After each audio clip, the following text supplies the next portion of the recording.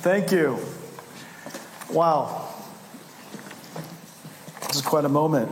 You know, today when I arrived, I was so overwhelmed by being on Cambridge that I decided to bask in the moment and write a proper speech. And so I was in, is it the St. James Lodge, is it? It was a beautiful place. The fireplace was going, and I sat in must have been a 3,000-year-old chair, and it was incredible. And here it is. I wrote it. So Lucy, Ivan, members of the Hawking family, and everyone here, incredible. Everyone here. I'm deeply honored to receive the Stephen Hawking Fellowship. And to receive it here at Cambridge is profoundly humbling. Cambridge is a cathedral of world-changing ideas. Newton redefining motion and gravity. Darwin questioning creation.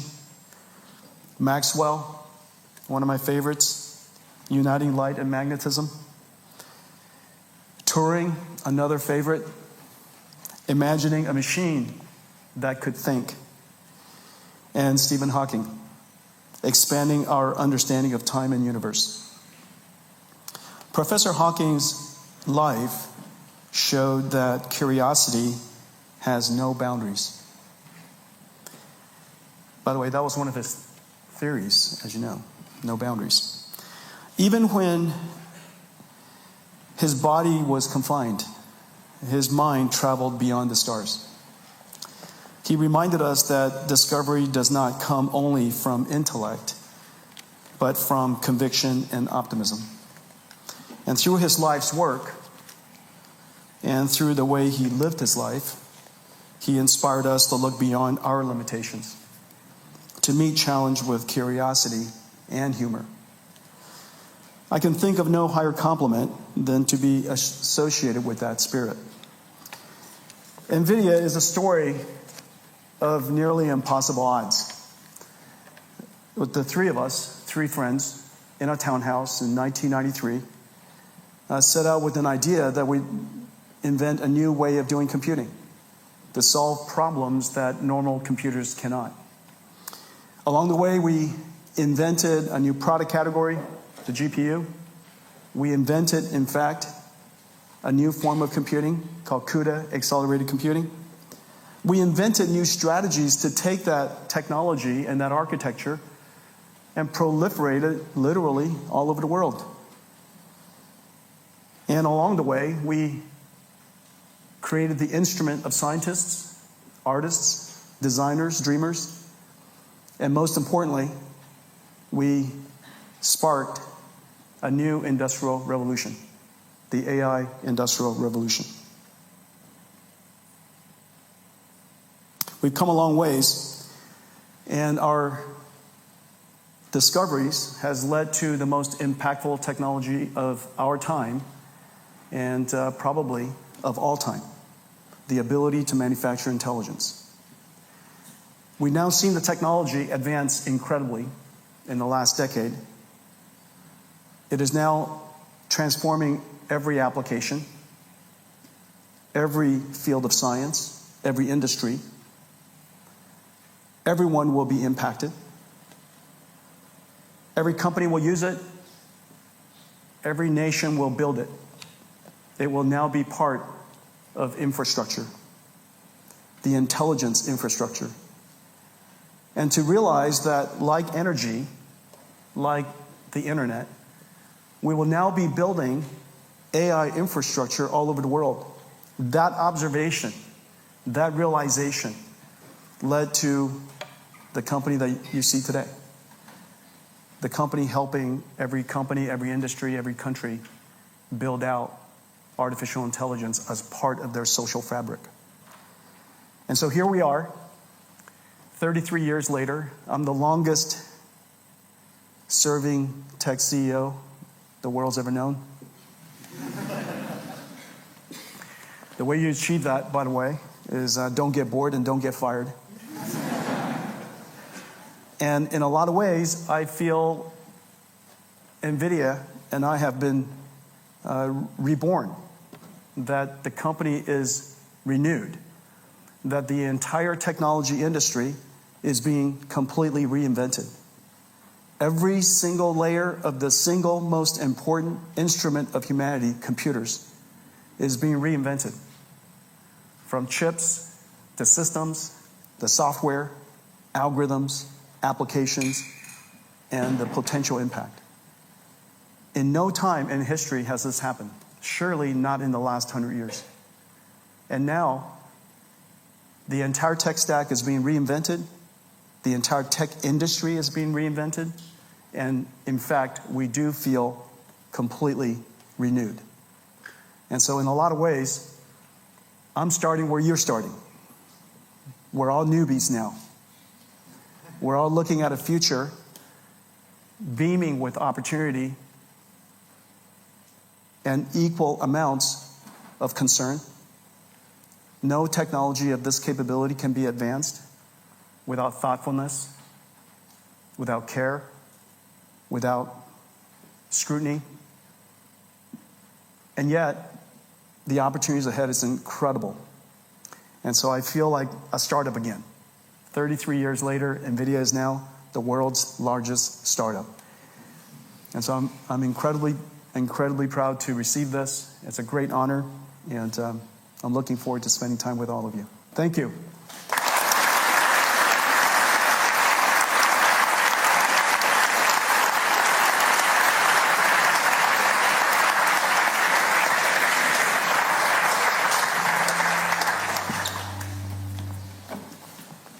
It might be me. It might be that. One of us has to go. Shall I? Perfect. I think we're fine. Wonderful. Well, thank you very much for joining us today. And I think that it would be amiss if I didn't begin by saying congratulations on receiving the 2025 Professor Stephen Hawking Fellowship. Thank you.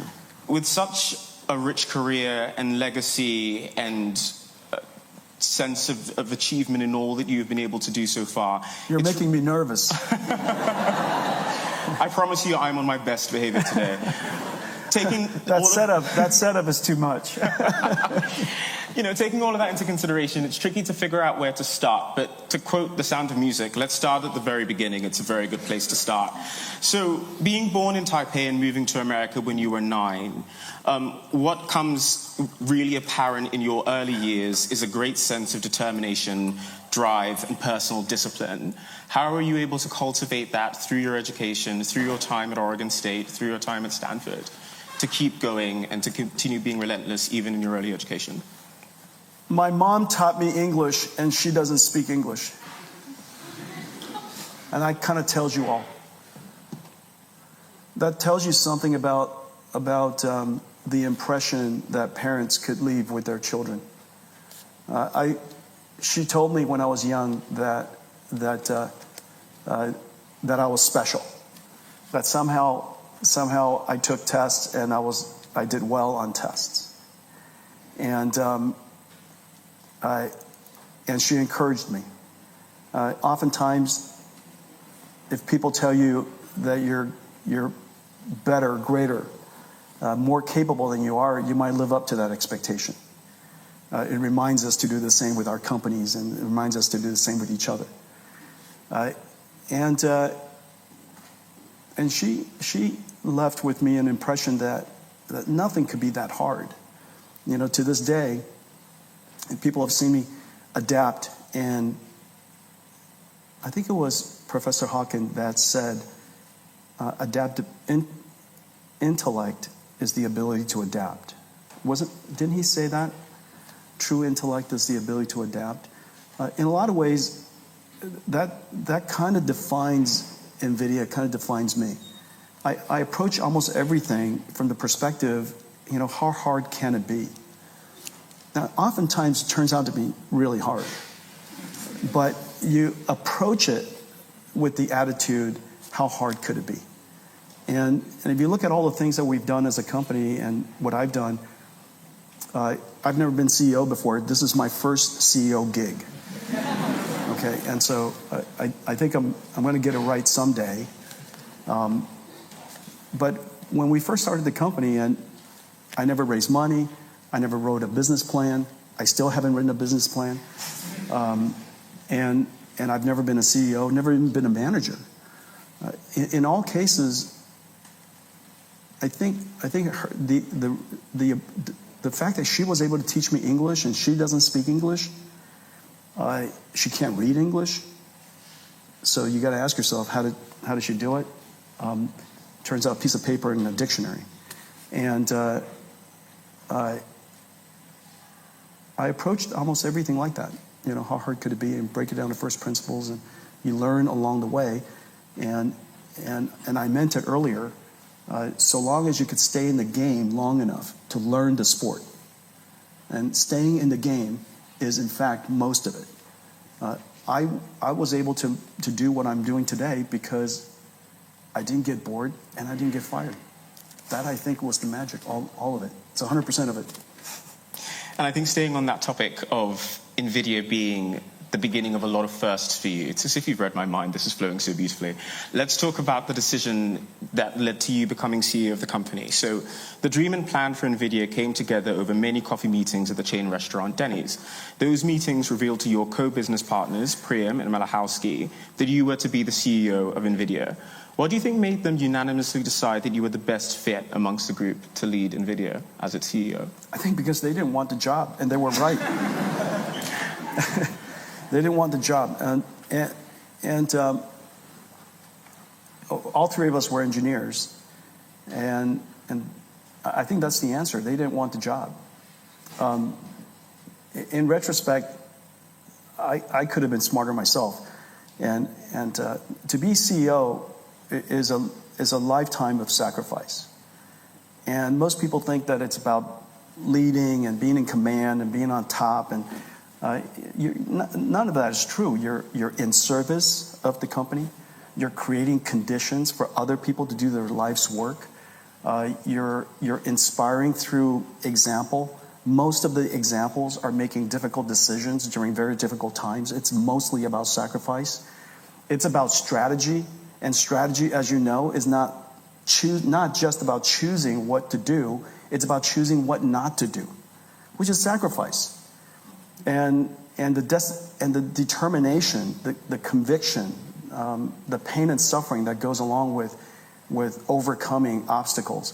That's all sacrifice. It's being the CEO. I'm not trying to talk anybody out of the profession. If you were to do it, it is the greatest honor. But you have to realize that it's not about fame and glory. It's mostly about pain and suffering, and a lot of that, I attribute to me growing up. It wasn't an easy journey. We came to America. My parents wanted us to pursue the American dream. They didn't have very much. They were quite modest, and moving to the United States, was quite difficult for us in 1973.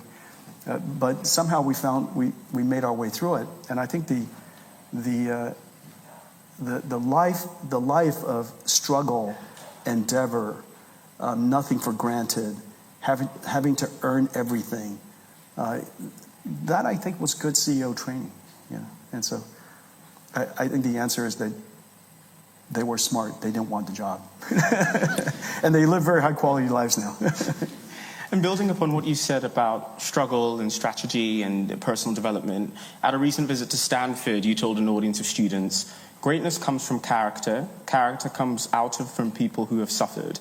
In the beginning years of building NVIDIA, amongst many setbacks, how did you keep going on? Because you've said that you had never fundraised before at such a high level, you'd never pitched such a brilliant idea, you'd never had a business plan, but there was still this idea of strategy and duty and personal sacrifice.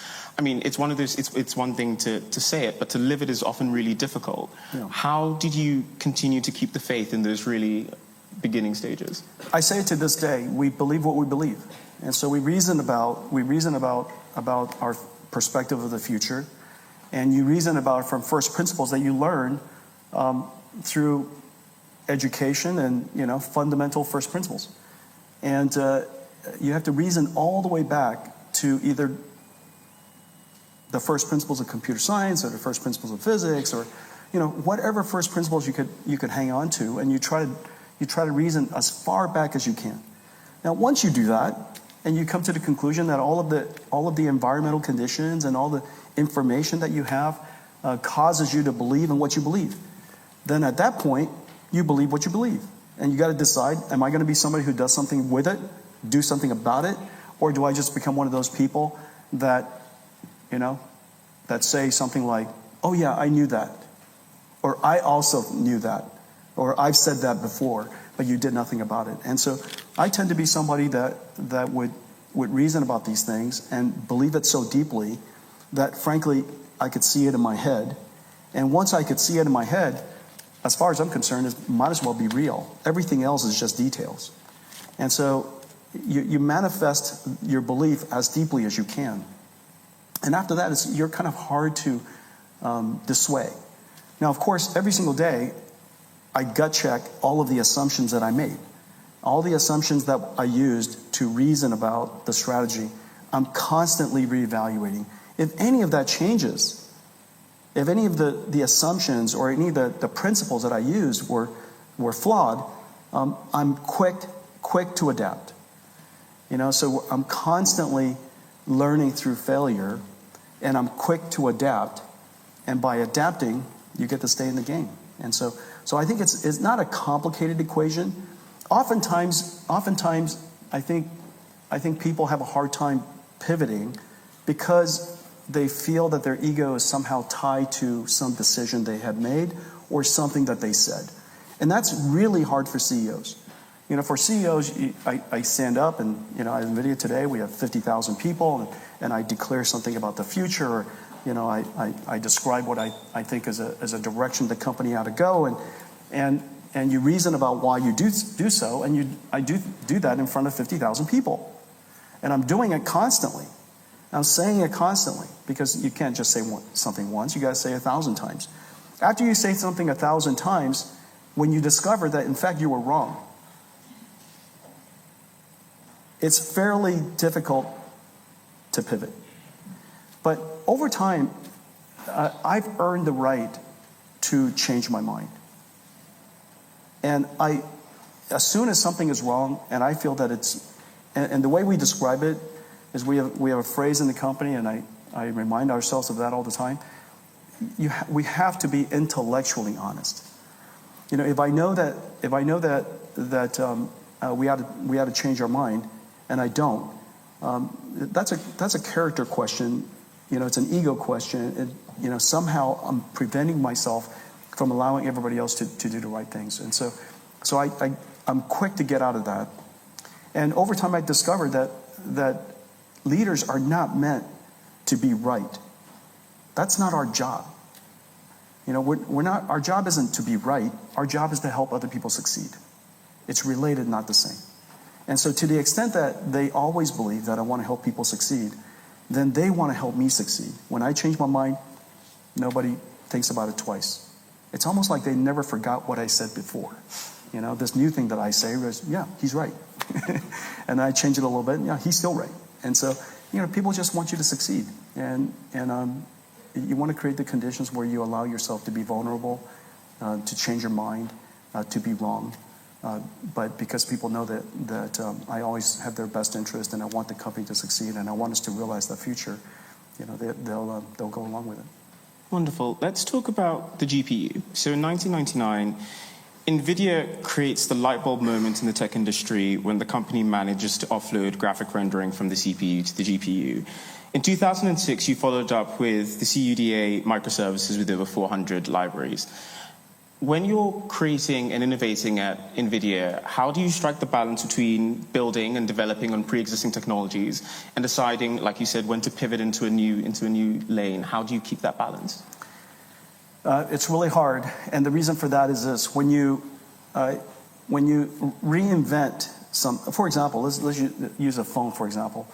When the iPhone came along, it's still a phone, and initially it didn't do much more than a phone. It had a browser, and most people didn't need a browser all the time. And it had a map, that was nice, and it played some music, that was nice. But it cost 5 times more. And so the challenge is, at the time of a new product category, the cost of the technology is much higher than the value that it provides. And the same thing with the GPU. We invented the GPU because we wanted computer graphics to be a medium that was expressible through software. Prior to the GPU, graphics accelerators were fixed function. Garrow shading was garrow shading, Phong shading was Phong shading. The way whatever specular highlight you decide, that's exactly the way it would render it. Well, we decided that computer graphics should be an artistic storytelling medium, and the software, it should be programmable by software using what is called a programmable shader. So we invented this idea, called it a real-time programmable shader. And so that led to a bunch of future opportunities, but on the day we announced it, there were no applications. But it cost twice as much. And so here's something that you have no need for, and as the current customer would prefer to have something that is, quite frankly, half the price than to have something that has future promise. And so there's no easy answer for that, aside from you've got to believe what you believe. And when you create it, the rest of it is about ecosystem development and inspiring the developers to create applications that realize the potential, a whole bunch of software, that kind of stuff. That's all kind of mechanical work. But in order to go do that, you have to believe in a future. And then crossing that chasm is extremely painful. It's life-threatening. Most companies don't make it. Most companies don't make it from classical phone to become a smartphone. Notice none of them did. No feature. Back then we call our phones feature phones. I don't know, phones. And so they were called phones, and then now they're called smartphones. No phone company made it through to the smartphone. NVIDIA is the only company that made it from one generation to another generation to another generation to another generation, and we constantly reinvented ourselves. We've now reinvented ourselves through 6 computing eras. And the mechanics of it is fairly mundane. It's easy to explain. I'll teach a course here one of these days. It's a 5-step program, and it's not hard. But the part that is hard, it's the courage to do it, because when you leap across to that next thing, at the moment when you're in the middle of that canyon, your cost is incredibly high, your value is incredibly non-existent, and very, very rarely do people cross to the other side. And that's 100% courage, the ability to endure pain and suffering. The rest of it is, skills. One of the beautiful things about NVIDIA's work is the way in which its discoveries have reverberated across the world and have spurred on lots of different technologies.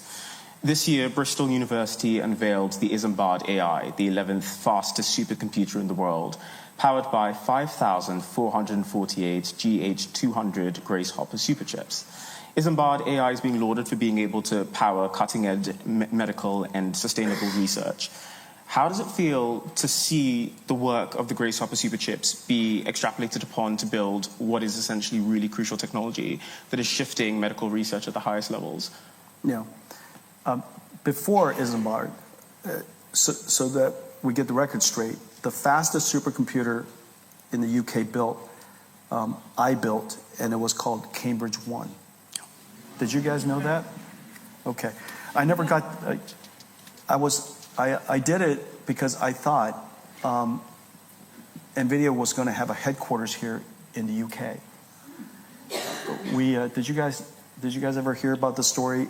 I almost bought a UK company. It was blocked by the UK.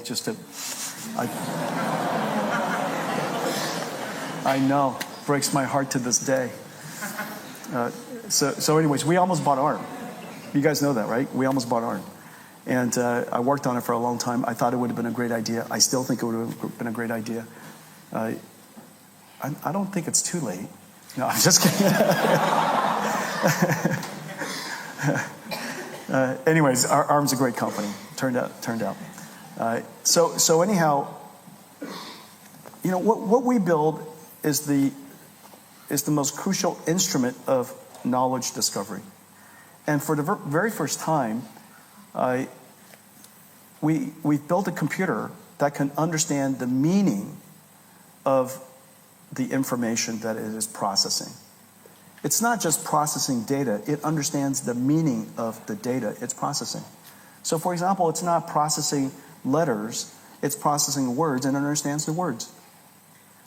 It's not just processing a whole bunch of numbers, it understands that these numbers represent fluid flow. Or that it understands that this sequence of numbers actually represents a protein or a small molecule chemical. And it understands the meaning of it, its vocabulary, its meaning. It understands its functionality. For example, understand the semantics. It understands the context that it's in. And therefore, it understands how it would react in that context. I've just used a bunch of words that when you apply to ChatGPT is very, very obvious. But remember, the protein and those English words to the computer is the same. To the extent that we can help the computer understand the nature of proteins, the meaning of proteins, the structure of it, its dynamics, it should be able to understand how it interacts with other chemicals and other proteins in various contexts. We should be able to talk to our protein in the future. What are you? How would you behave? Are you soluble? How do you behave in temperature, high temperature? How do you behave in different types of liquids in different contexts? How would you react to this particular chemical? How would you bind to it? You could just literally talk to a protein in the future. Now, what I just described sounds a little ridiculous right now, but as you know, you could talk to an image today. You just go up to an image and, what are you? I'm a picture of a cat. What kind of cat are you? Can you move? And all of a sudden the image turns into a video. And so notice this is the world that we're in now. Not only were we processing data, we understand the data that we're processing. And the implications of that in the field of course, drug discovery or material sciences or any form of science is really quite profound. And so, we've created what Turing, imagined, right? Artificial intelligence. One of the key visions at NVIDIA is about being able to turn biology into engineering. Mm-hmm. And NVIDIA is, alongside other AI companies, doing... How hard could it be? Turns out it's super hard. We've been at it for 10 years. I'm still working on it. NVIDIA, alongside other AI companies, are doing a lot of really good work at studying molecular biology, particularly as it pertains to things like amino acids, and trying to not only keep the work that you do limited to computers, but also to do cutting-edge medical research. Yeah. At what point did you realize that NVIDIA possessed the capability to switch into helping with the healthcare industry? And what are your views on the progress that's being made in molecular biology research using AI? 40 years ago, something really amazing happened. 43 years ago. I was the first generation of engineers that designed a computer inside a computer. Before then, all of the engineers did it practically by hand, prototyped our systems into existence. My generation was the generation of what is called computer-aided design. Well, 40 years later, 100% of what we build exists completely as a digital twin inside a computer before we make it. To the point where in the old days, we would tape out a chip, we go fab a chip, and we hope it works. Today, these chips are 1 billion times more complicated. Tens of thousands of engineers work on it at one time. We send it to the fab, and when it comes back, I know it works. And the reason why I know it works, because it's been living inside another computer for a long time. Well, that's 40 years later. I believe the time is about now where we have the ability to represent the various hierarchies of biology so that we can have computer-aided drug design. The idea of drug discovery, even the word is wrong. Drug discovery. It's like, hey, honey, I'm going to go look for mushrooms now. And some days you come back empty-handed most of the time. Some days you come back with some amazing truffles. Look what I discovered today. I found it today. Now, of course, drug discovery is a little bit like that. It's much more science and less engineering. If you look at the way we do computers design today, it's 100% engineering. And so we have, every single year, we get better and better and better at it. Drug discovery is very, very hard. Every single drug for every single disease almost feels like a brand new discovery, like a brand new journey. We have to create the computer tools and the information representation, transistors and logical gates and, large functions and large chips. We have different languages and different tools to represent the different hierarchies of electronic design. We need to discover the hierarchy of information representation for biological design. Does that make sense? And so once we have that, once we have tools that understand that representation and we can manipulate it, then the world becomes drug design. And every single year that goes by, we become better and better and better at it. We stand on the top, on the shoulders of giants. And one of these days, who knows? And so I literally just did just now what I did 10 years ago at NVIDIA. And I explained this to a bunch of computer scientists, and then everybody goes, okay, well, let's go give it a try. How hard can it be? And so it's been 10 years, and I got to tell you, it's super hard. But it's okay. But I still believe it. I have 100% certainty that we will discover the representation of biology and the tools necessary to go design it. And the reason for that is this. Although we're all a little different, we're largely the same. So there's obviously structure in biology, and obviously it's a repeatable thing. Not only is NVIDIA crossing over in terms of its legacies into different fields, By the way, I just wrote the entire business plan of NVIDIA going into drug discovery, and this business is now, for us, billions of dollars. And I just wrote the entire business plan just now. No spreadsheets were used. No numbers were applied. No calculus was necessary. Just like that. All simple reasoning. I did the same with autonomous vehicles. I did the same with robotics. I did exactly the same for artificial intelligence. Just like that. We sat there and reasoned about it step by step by step. Usually we have the benefit of a whiteboard. It makes it easier to communicate. After that, somebody takes a picture of it. The company goes off. And 10 years later, in the case of artificial intelligence, 15 years later, here we are. Well, let's talk a little bit more about artificial intelligence. So not only is the work that NVIDIA is doing crossing over different fields of science, but it's crossing across borders. In September 2025, NVIDIA announced a £2 billion investment in the UK AI ecosystem, alongside firms like Balderton, Phoenix Court, Excel. I did it right in front of the Prime Minister. Keir Starmer. Yes. Keir Starmer championed this I'll invest in your company. I'll invest in your company. Their $2 billion went really fast. Not only did Keir Starmer champion it, it was also recognized by a bunch of other business leaders who thanked NVIDIA for its bold leadership. How does it feel to be able to support burgeoning leadership in AI and creativity and innovation, particularly in the UK and also across the world? NVIDIA succeeds when other companies succeed. Remember, we're a platform company. We're a tools company. We're a computing platform company. Nobody wakes up in the morning. Okay, nobody in your family wakes up in the morning and says, this morning and go, guess what we need? We need to buy a computing platform. Nobody says that. And so the only reason why we succeed is because companies and developers who use our platform create something incredible. That's how we succeed.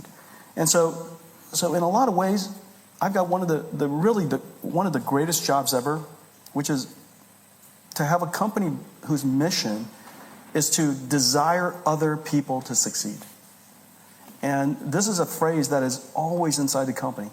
I'm always reminding everybody in the company that we want and we need and we desire other people to succeed, and it's through their success we get to ride their coattails.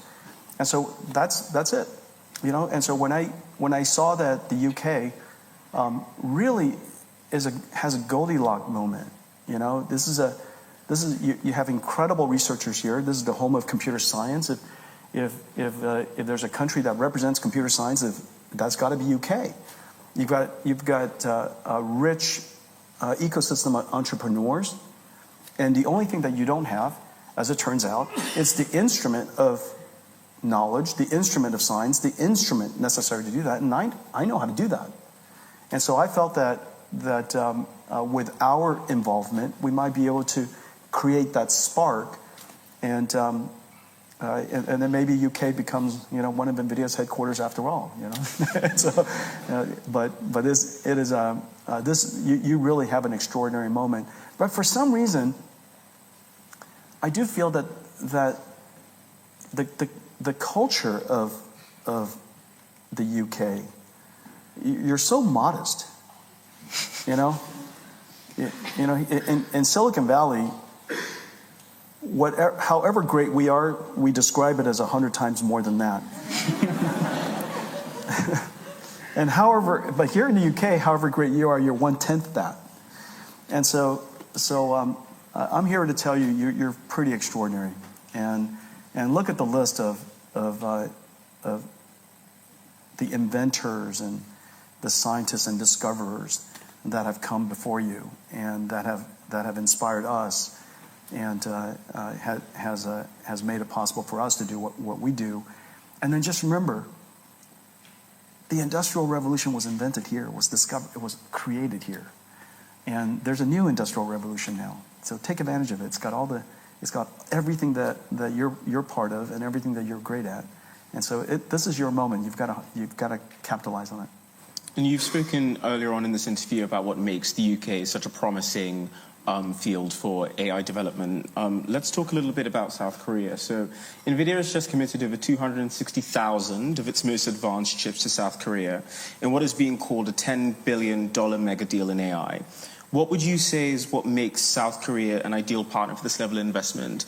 And what are some of the promising projects that you hope that NVIDIA might be able to achieve in the area region? South Korea is one of the major countries in the world that has industrialized deeply. South Korea, as you know, manufactures chips. They manufacture ships, cars, electronics. This is a country that is incredibly good at industrialization.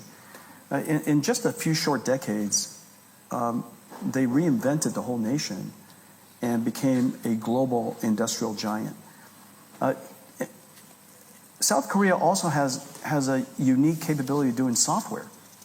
And so the technology ecosystem is able to deal with hardware and manufacturing on the one hand, but software and the artistry of developing software on the other hand.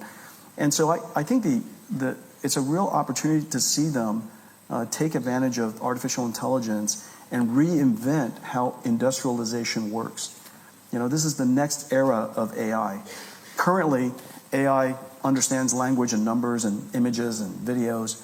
But in the near future, we need AI to understand the laws of physics, understand causality and object permanence and, you know, inertia, and, you know, and that needs to understand gravity and things like that, friction and things like that. And so I think when that happens, and when we create embodied AI that could operate, manipulate, and operate in the world, then we're going to reinvent how industry works. And as you know, the world has quite a severe shortage of labor.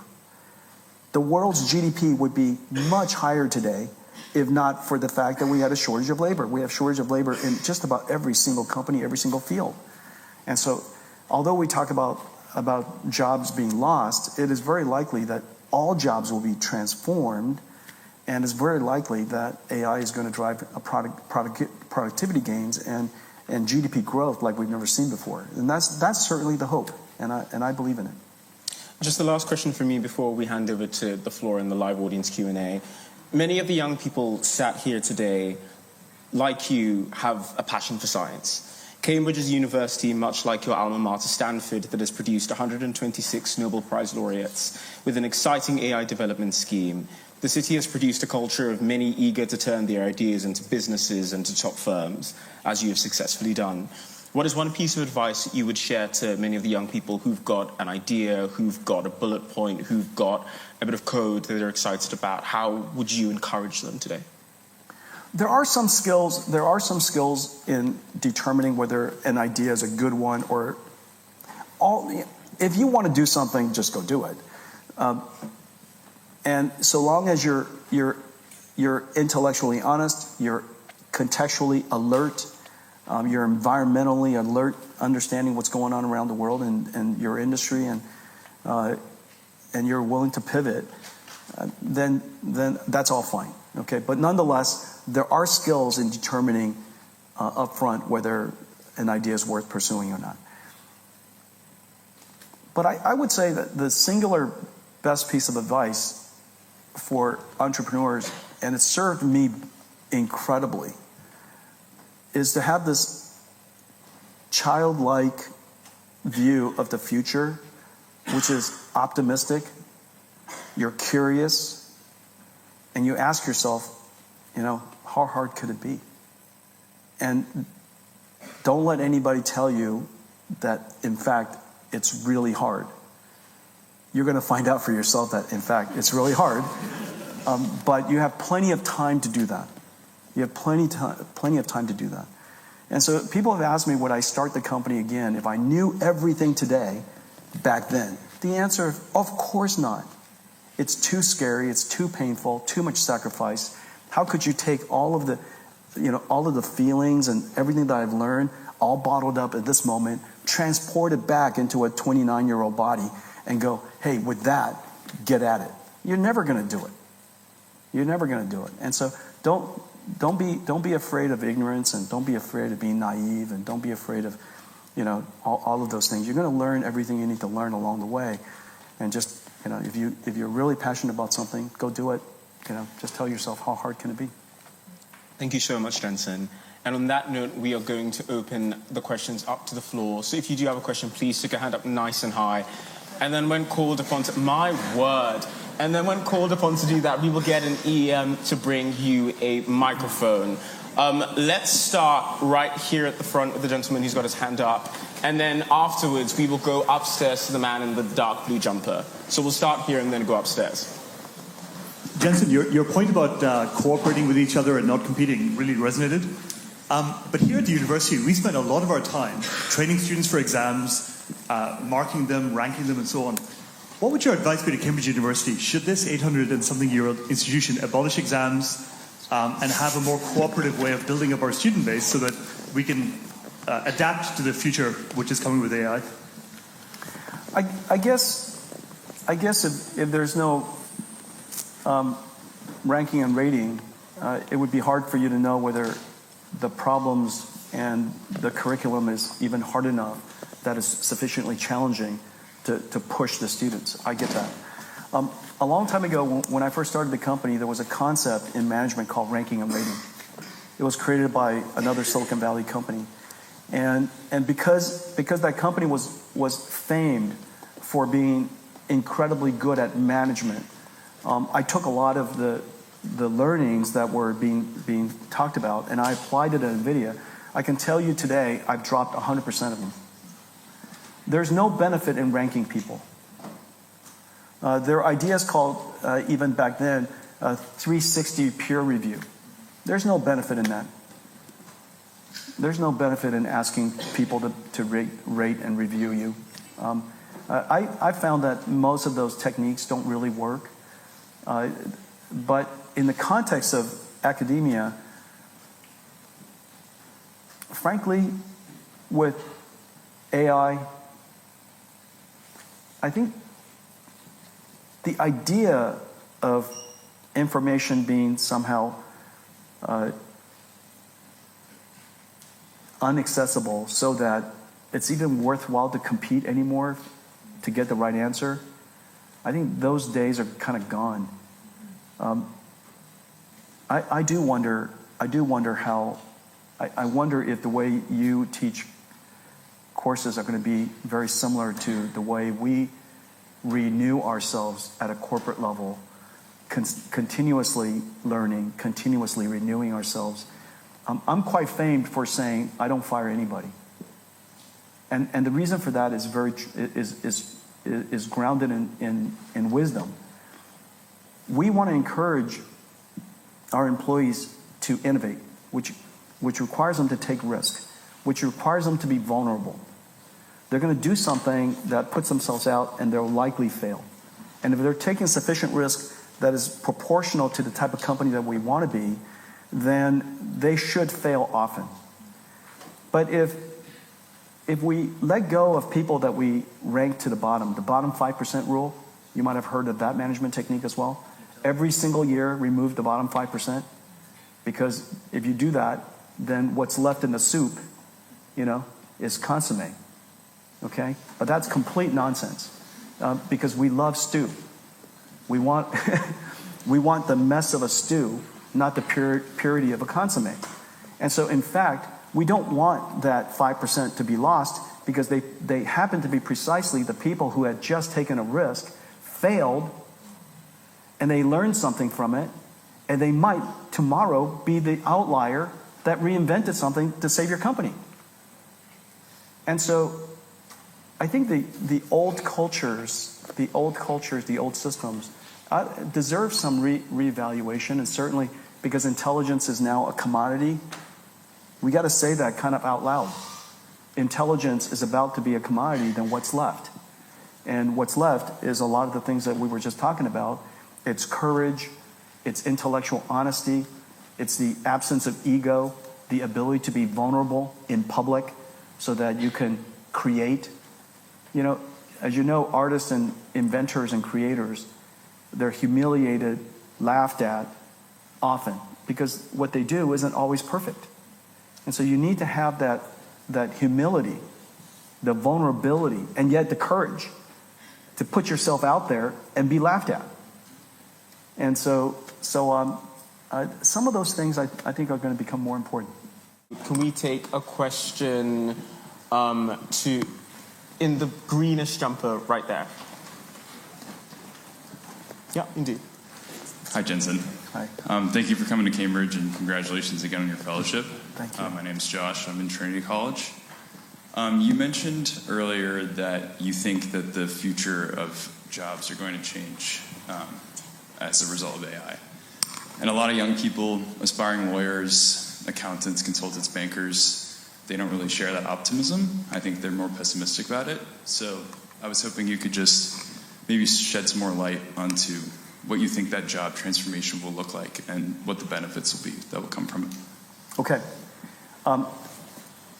One is optimism in humanity. One part of the answer. One part of the answer is pragmatism. And then one part of the answer is evidence. Okay, I'll start with evidence. Radiology was going to be the first industry to be completely destroyed by artificial intelligence. And in fact, almost every radiologist today uses AI. And yet, the number of radiologists being hired has increased. Why is that? Because they can now do more things. There are so many cases that went undiagnosed using radiology, and there are so many cases that were not deeply diagnosed because there's just a bottleneck of how many radiologists could study all those images. And so now the basic stuff is done very, very quickly. Now the number of cases that they're getting, the depth of the cases that they're getting, is much more interesting. As a result, more people getting hired. The pragmatic part of it. Let's say that you have a job, and within your job, part of it is doing some task that, however you describe that task became infinitely fast. Okay? And it used to take you a week to do something. Now it takes you a second to do it. Well, my question to you is, based on that, what is more likely to happen? That you now have more time to enjoy coffee, or you just became busier? It is likely you just became busier. It's just another example of the radiology. The reason for that is because that thing that you were doing is causing you to not be able to do all the other stuff later, past that pipeline, past that workflow, or past that task. Now that task is done infinitely fast, all of a sudden, the answer came back to you. You're now the critical path again. It's no different than if I were to issue an instruction to my group of people that I'm working with, and they're supposed to go off and do a research or do some analysis or simulation and bring that answer back to me so that I can make the next decision. Today, it'll take a day or a week for them to do that. Meanwhile, I'm doing something else. But if it takes a second for them to come back, I'm back in the critical path again. I'm busier than ever. Now, the reason for that is because I have so many ideas, we have so many ideas to go pursue, that when the tasks become super fast, it turns out we could do more things. We become busier. There's some evidence that smartphones made us busier, not less busy. There's some evidence that computers made us busier, not less busy. And so it's because we are now increasingly the critical path, and because we have so many ideas, we can pursue more things. Now, just hope in humanity. We always find a way to discover new things to do, new things to be busy. And I'm hoping that as a result, we'll go off and work on the problems that are the most meaningful, the most valuable in all of our work, which is the ones that are poorly defined. The poorly defined work is the most valuable of all work. Discovery work, creativity work, the original creativity work. I'm not talking about change the cat, to a cat with shag rugs, And I'm talking about really creating something out of the box. And so the ability for us to use AI to solve problems that are fairly easy to it doesn't have to be even easy, that is describable, so that we could go and work on things that are very difficult to describe, I think is really quite powerful. Thank you. Shall we take the question from the member in the gallery? Hi. Hi, Jason. My name is Lily. Every job will change. You will not lose your job to AI. You will lose your job to someone who uses AI. Thanks for that. Hi, Jason. My name is Lily. I'm an EMBA student at the Judge Business School. I also run my own venture builder called FounderX. It's very interesting that you just mentioned the UK's position almost having this Goldilocks moment, because we commonly believe the AI game is actually happening in China or happening in the US. So what do you think the UK or the UK startup community can do more to leverage its current position and benefiting more from the AI game? Regulate less.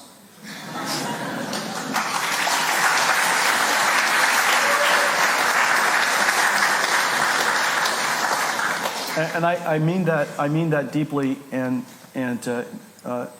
genuinely for the best interest of the UK. I know that regulators, and because so much of regulators are lawyers, which is good, but because they want to protect us, they want to protect society, they could regulate too early. Especially on technology like this, where it's hard to predict the future. You could watch sci-fi movies, but that's not the future. That's called a sci-fi movie.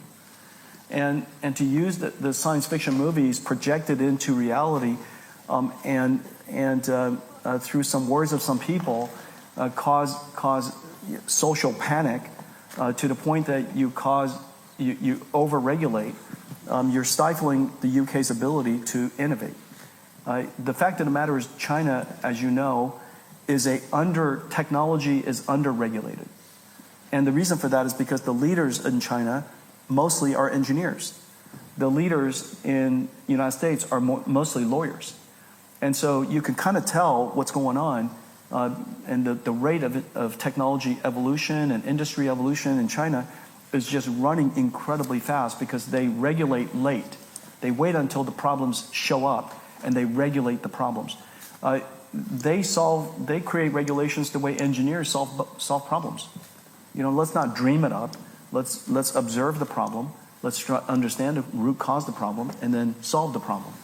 And so anyhow, I would say regulate less. Jensen, thank you very much for this evening. I know that we have so many questions, but in the interest of time, I think it's fitting for us to conclude there. But I want to say a huge thank you from us, from all of the members gathered here today, and on behalf of the selection committee, congratulations again on being the 2025 Thank you very, very much. Thank you. 感谢观看今天的英语课程。如果你喜欢这个影片，请点击赞并与你的朋友分享。如果有任何问题或对未来影片的建议，请留言告诉我们。别忘了订阅并开启通知，这样你就不会错过任何一个影片。我们每周都会上传新的课程。记住，学习英语是一段旅程，你做得很好，继续加油。我们下次见。